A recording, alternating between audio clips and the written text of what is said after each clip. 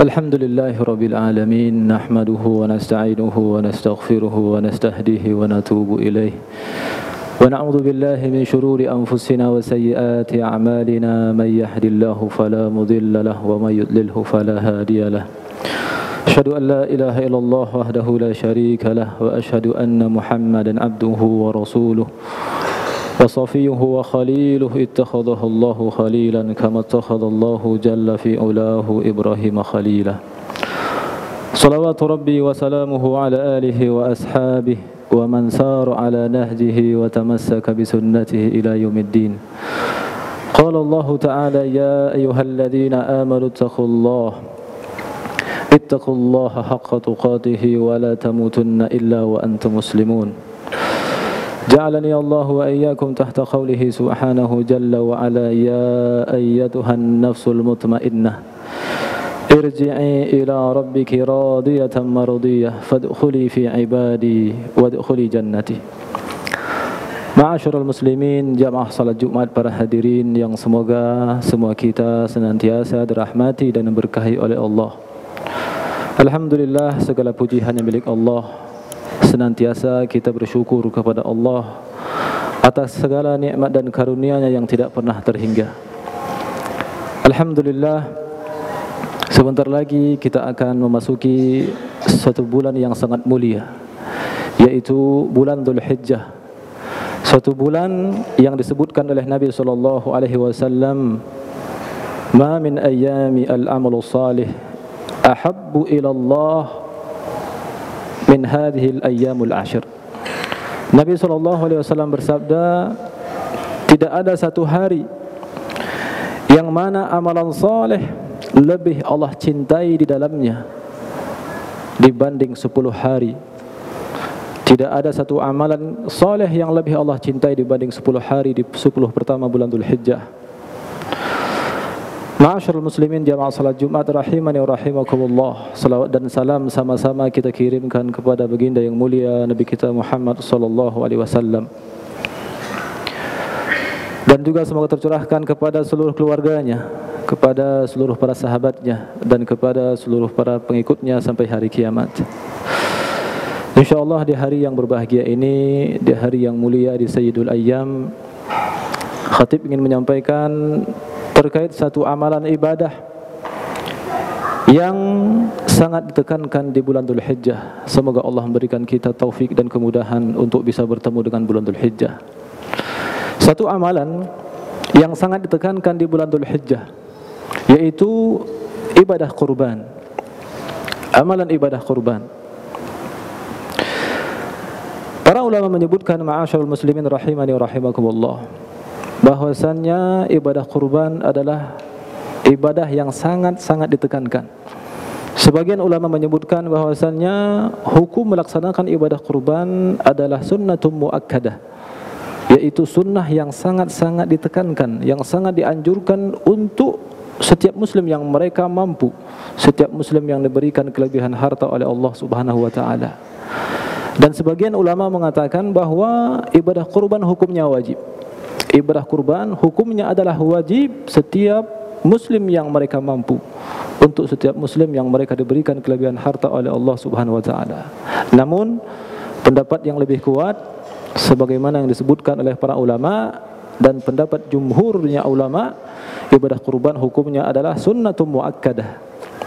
Sunnatum muakkadah, sunnah yang sangat-sangat ditekankan. Sangat-sangat ditekankan untuk orang-orang yang diberikan kelebihan harta oleh Allah Subhanahu wa taala. Al-Imam Asy-Syafi'i rahimahullah, beliau pernah menyebutkan tentang bagaimana pentingnya ibadah kurban. Kata beliau rahimahullah, la urakhisu fi tarkiha liman qaddara 'alaiha.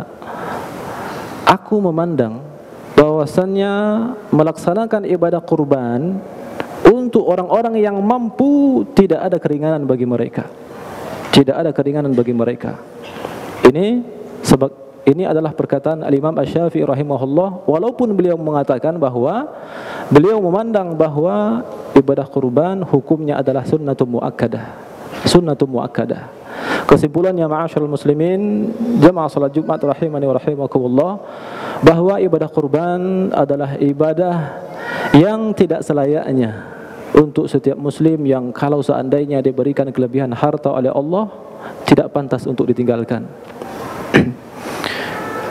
Ibadah kurban disebutkan termasuk salah satu ibadah, salah satu bentuk sedekah. Bahkan kata para ulama, ibadah kurban pahalanya jauh lebih besar. Ibadah kurban lebih afdal dan jauh lebih utama daripada hanya sekedar sedekah. Dan kita tahu sebagaimana firman Allah, seorang hamba yang menginfakkan hartanya, yang bersedekah dengan hartanya di jalan Allah, Allah pasti menggantinya. Allah Ta'ala berfirman, "Wa ma anfaqtum min syai'in fa huwa yukhlifuh wa huwa khairur raziqin." Apapun yang kalian infakkan dari sebagian harta kalian, Allah pasti akan ganti. Allah pasti akan ganti. Dan Nabi SAW bersabda, "Ma naqasat shadaqatum min mal." Tidaklah setiap harta yang diinfakkan itu berkurang. Setiap harta yang disedekahkan tidak akan pernah berkurang, kata Nabi SAW. Kemudian yang kedua, ma'asyiral muslimin jamaah salat Jumat rahimani wa rahimakumullah, di antara yang patut diperhatikan oleh setiap muslim, yang diingatkan oleh para ulama untuk siapa saja yang mereka diberikan kelebihan harta dan dia diberi taufik untuk melaksanakan ibadah kurban, hendaknya setiap muslim selalu memperhatikan niatnya. Hendaknya seorang muslim yang melaksanakan ibadah kurban, dia harus perhatikan niatnya. Selayaknya dia ikhlaskan niatnya hanya karena Allah, bukan karena dunia, bukan karena kepentingan, bukan karena sanjungan, bukan karena pujian, tetapi hendaknya dia melaksanakan ibadah kurbannya ikhlas karena Allah Subhanahu wa taala. Nabi SAW bersabda, "Innamal a'malu binniyat." Sesungguhnya setiap amalan tergantung niatnya. Allah Ta'ala juga berfirman di dalam hadis qudsi, "Ana aghna syuraka wa ani syirki." Sesungguhnya aku adalah zat yang sungguh sangat tidak membutuhkan sekutu selainku. Artinya ma'asyarul muslimin, setiap amalan kalau seandainya amalan tersebut dilakukan bukan ikhlas karena Allah, Allah berlepas diri dan Allah memberikan ancaman di dalam hadis-hadis qudsi. Dan terkhusus terkait ibadah kurban, Allah menyebutkan secara khusus, Allah mengingatkan dalam Al-Quran, "La yanalallahu luhumuha wala dima'uha walakin yanaluhu taqwa minkum." Sesungguhnya Allah tidaklah melihat daging hewan yang kalian persembahkan. Allah tidaklah melihat banyaknya darah yang ditumpahkan dari hewan kurban kalian yang kalian persembahkan. Walakin yanaluhu taqwa minkum. Akan tetapi Allah mengingatkan ma'asyarul muslimin rahimani wa rahimakumullah, yang Allah inginkan dan menjadi syarat utama untuk diterimanya sebuah ibadah kurban, walakin yanaluhu taqwa minkum, ibadah kurban yang dilaksanakan oleh seorang hamba, yaitu dia melaksanakannya atas dasar ketakwaan, yaitu atas dasar keikhlasan. Seorang hamba disebut seorang hamba yang dianggap dia bertakwa kepada Allah adalah syarat yang paling utama. Mereka adalah hamba yang benar-benar ikhlas karena Allah Subhanahu wa taala. Kemudian yang ketiga, ma'asyarul muslimin jamaah salat Jumat rahimani wa rahimakumullah, di dalam melaksanakan ibadah kurban yang patut diperhatikan oleh setiap mudhahi, setiap orang yang melaksanakan ibadah kurban, hendaknya dia perhatikan aturan-aturan syariat, hendaknya dia perhatikan aturan-aturan yang disebutkan oleh Nabi SAW.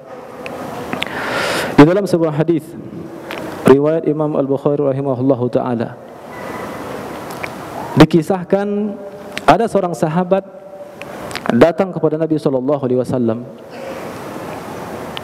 Kata beliau, "Ya Rasulullah, sesungguhnya aku telah menyembelih kambingku, sembelihanku qabla shalah, sebelum salat. Karena aku sangat senang sekali bagaimana kalau kambingku adalah hewan yang paling pertama kali disembelih." Kemudian Nabi SAW bersabda, "Syatuka syatul lahmin." Sesungguhnya sembelihanmu, kambingmu bukanlah hewan kurban, bukanlah dianggap kurban, kata Nabi SAW. Syatuka syatul lahmin, sesungguhnya sembelihanmu, kambing yang engkau sembelih itu hanyalah sembelihan biasa. Artinya ma'asyarul muslimin rahimani wa rahimakumullah, ini adalah salah satu contoh bahwa ibadah kurban harus memenuhi syarat-syarat dan ketentuan-ketentuan yang berlaku. Iya. Ibadah kurban di antara aturan yang harus diperhatikan, tidak sah sembelihan kurban kecuali sesuai dengan waktu yang ditentukan oleh Nabi SAW, yaitu mulai dari setelah salat Id atau setelah khutbah sampai hari terakhir di hari-hari tasyrik, ayyamut tasyrik. Ma'asyiral muslimin rahimani wa rahimakumullah, di antara aturan di dalam pelaksanaan ibadah kurban yang lainnya, bahwasannya untuk sembelihan hewan sapi, kata para ulama, 1 ekor sapi boleh untuk 7 orang. Kemudian hewan kambing hanya boleh untuk 1 orang. Hanya boleh untuk 1 orang. Seekor kambing tidak boleh untuk lebih dari 1 orang. Apalagi 1 kelas, apalagi 1 sekolahan, apalagi lebih dari itu. Ini adalah salah satu aturan yang harus dipenuhi. Kalau seandainya seseorang yang dia berniat kurban ikhlas karena Allah, tetapi dia berkorban dengan 1 ekor kambing, tapi dia niatkan mereka urunan dengan 7 orang atau lebih, ini tidaklah akan pernah dianggap sebagai satu ibadah kurban. Artinya ibadah kurban ini menjadi tidak sah, tidak bernilai. Akan tetapi sebagaimana yang Nabi sebutkan, syatuka syatul lahmin, sembelihan tersebut hanyalah sembelihan biasa. Kemudian di antara aturan di dalam syariat, di dalam pelaksanaan ibadah kurban, hendaknya hewan kurban tersebut tidak mengalami cacat. Tidak mengalami cacat yang menjadikan hewan kurban tersebut tidak sah. Cacat, kata para ulama, itu ada 2. Yang pertama, ada cacat yang menjadikan kurbannya tidak sah, ya, yaitu cacat yang terdapat pada hewan yang cacatnya sangat jelas, seperti hewan-hewan yang mereka buta matanya, yang pincang kakinya jelas pincangnya, yang kurus, sangat kurus fisiknya. Ini adalah contoh cacat yang menjadikan hewan kurban menjadi tidak sah. Namun kata para ulama, ada hewan yang cacatnya masih boleh disembelih tapi hukumnya makruh. Hukumnya makruh. Contoh hewan-hewan yang makruh untuk dijadikan sembelihan kurban, yaitu ketika kata para ulama sah, hukumnya sah tapi hukumnya makruh. Tentunya ma'asyiral muslimin rahimani wa rahimakumullah, selayaknya siapa saja yang diberikan taufik untuk bisa melaksanakan ibadah kurban, hendaknya dia mempersembahkan hewan-hewan yang terbaik, hewan-hewan yang terbaik, sehingga ibadah kurbannya sah dan mendapatkan pahala yang besar dari Allah Subhanahu wa taala. Kemudian di antara aturan di dalam ibadah kurban, dianjurkan untuk membaca Bismillahi Allahu Akbar, Bismillahi Allahu Akbar, dan membaca doa Allahumma hada minka wa ilaika fataqabbal min sahibil qurban. Fataqabbal sembari menyebutkan nama orang yang berniat ingin berkorban. Bismillahi Allahu Akbar, Allahumma hada minka wa ilaika fataqabbal min fulan. Kemudian yang terakhir, ma'asyiral muslimin rahimani wa rahimakumullah, hasil hewan korban yaitu dibagikan sepertiga untuk sahibul kurban. Untuk sahibul kurban dianjurkan untuk memakan sebagian dari sepertiga dari hewan kurban tersebut. Kemudian sepertiga hasil hewan kurban dianjurkan untuk diberikan kepada fuqara, pada orang-orang miskin, fakir miskin, dan sepertiganya dianjurkan untuk diberikan kepada orang-orang, untuk dihadiahkan kepada orang-orang kaya, orang-orang sekalipun mereka diberikan kelebihan harta. Itulah di antara aturan-aturan yang sepatutnya ma'asyal muslimin rahimani wa rahimakumullah, selayaknya aturan, semua aturan harus kita indahkan. Jangan sampai ibadah kurban kita menjadi sia-sia. Tentunya semua kita berharap pahala dari Allah Subhanahu wa taala. Aqulu qauli hadza astaghfirullah li wa lakum fastaghfiruh innahu huwal ghafurur rahim.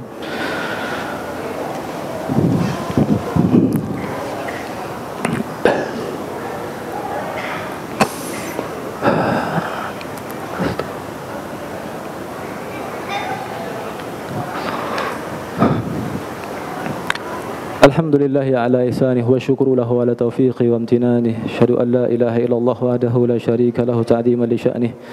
وأشهد أن محمدا عبده ورسوله الداعي إلى رضوانه اللهم صل عليه وعلى آله وأصحابه وإخوانه. Ma'asyiral muslimin rahimani wa rahimakumullah.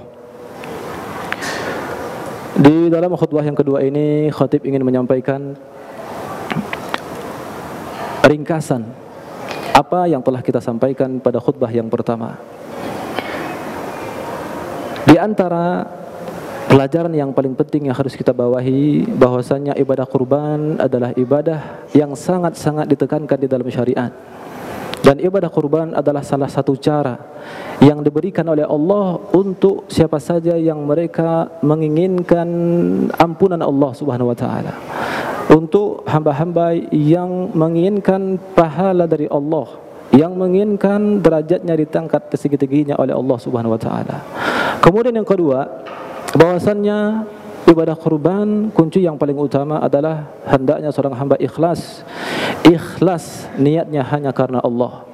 Dan yang terakhir di antara pesan penting yang ingin kita sampaikan ma'asyarul muslimin rahimani wa rahimakumullah, hendaknya ibadah kurban yang kita lakukan haruslah sesuai dengan tuntunan Rasulullah sallallahu alaihi wasallam. Sebagaimana umumnya prinsip di dalam setiap amalan soleh, setiap amalan ibadah yang dilakukan oleh seorang hamba haruslah sesuai dengan tuntunan Nabi sallallahu alaihi wasallam. Semoga Allah memberikan kita taufik dan kemudahan untuk bisa beribadah kurban.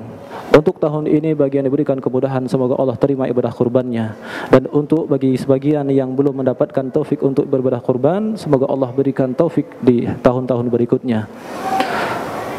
Inna Allah malaikatahu yusholluna 'alan nabi ya ayyuhalladzina amanu shallu 'alaihi wa sallimu taslima. Allahumma shalli 'ala Muhammad wa 'ala ali Muhammad kama shallaita 'ala Ibrahim wa 'ala ali Ibrahim wa barik 'ala Muhammad wa 'ala ali Muhammad kama barakta 'ala Ibrahim wa 'ala ali Ibrahim innaka Hamidum Majid. Allahumma ighfir lil muslimina wal muslimat wal mu'minina wal mu'minat al ahya'i minhum wal amwat innaka sami'un qaribun mujibud da'wat ya qadiyal hajat. Allahumma 'izzal Islam wal muslimin wa adhill الشرك والمشركين ودمر أعداء الدين يا رب العالمين. ربنا تقبل منا إنك أنت السميع العليم وتب علينا إنك أنت التواب الرحيم. ربنا آتنا في الدنيا حسنة وفي الآخرة حسنة وقنا عذاب النار. وصلى الله على نبينا محمد. سبحان ربك رب العزة عما يصفون وسلام على المرسلين والحمد لله رب العالمين. قيموا الصلاة.